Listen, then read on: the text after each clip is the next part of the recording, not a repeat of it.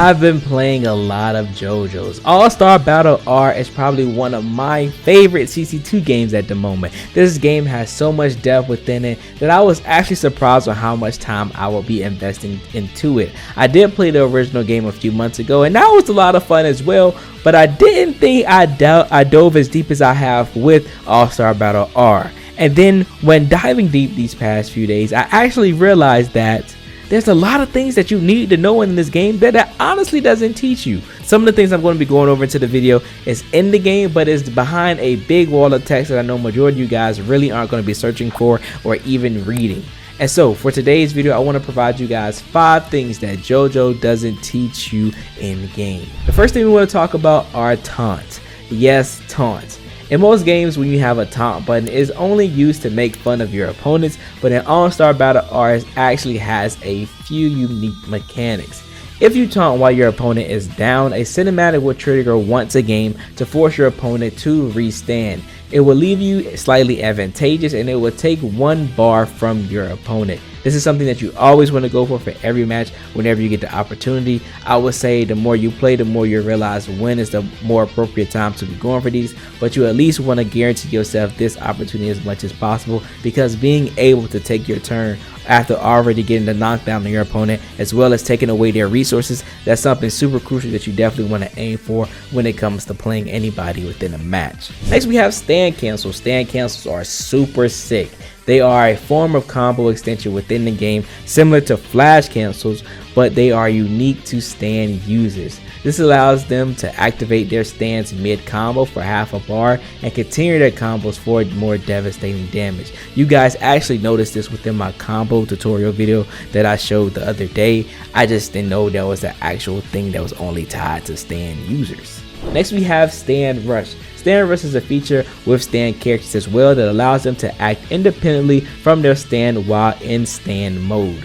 For example, if you're using a special move and you hit your stand button, you will burn half a bar to separate from your stand so that you can move while your stand special move is still active. This allows you to set up for new combos and actually apply pressure on Oki and do some crazy setups with your stand and your character. Next we have Great Heat Attacks. Great Heat Attacks are very straightforward. They're very simple. They require you to have 2 bars in order to perform the super, but in this game, if you have 3 bars when it lands, it will automatically burn that extra bar so that the GHA does extra damage. You guys, if you play Demon Slayer, you're probably familiar with this because the same thing happens within that game, is that whenever you perform a super, no matter how much meter that you have, it will burn all of it so that more damage stacks up with the super. Next we have Rumble Mode and Resolve Mode. These are going to be your 2 comeback mechanics within the game. Rumble Mode activates automatically once your health reaches below 30%. It decreases your damage and meter gain while decreasing the amount of meter that you actually burn. With Resolve Mode, it activates automatically once your health is below 20%, and it increases your damage, increases your meter gain when you're taking damage, and it also grants you super armor. This is something that I'm not super big fan of when it comes to combat mechanics, especially within CC2 games, but this is a way for you to fight the odds and bring back games. I know a lot of times this has helped me a lot when playing in the matches because these 2 features are so strong within this game, but you just have to get used to it if you want to enjoy the playstyle of All-Star Battle R. And lastly, for the final tip that I want to tell you guys is assist types. In All-Star Battle R, they teach you about assists, like what they are and how they work, but they fail to even mention that there are 10 different types of assists within the game. We have close range attacks, we have long range attack, moving attack, rush attack, shooting, trap, anti-air, counter, tricky, and HH gauge recovery.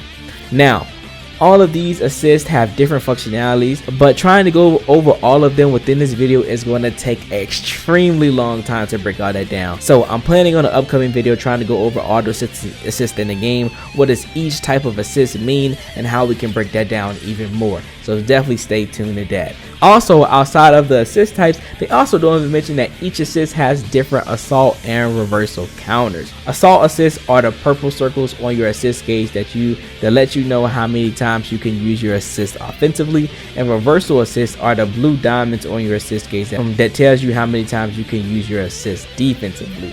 This is a part of the game that I'm not extremely a huge fan of, because some assists have more defensive capabilities or more offensive capabilities. The main thing I'm kind of not agreeing with is the amount of defensive diamonds being changed up, because some assists are maybe only have 1 diamond, but the assist isn't even that crazy, while some of the better assists have 2 diamonds, while they're also really strong assists offensively and defensively. And it just seems the balance is kind of off when it comes to them gauging on why these assists should have these certain values.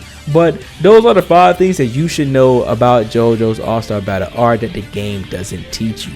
Hopefully this video was pretty helpful. I know it was really short and concise, but hopefully it got to the point for you guys to get back out there and continue playing All-Star Battle R. I appreciate you guys coming through. Remember to leave a like and subscribe to the channel, and I'll see you guys in the next one.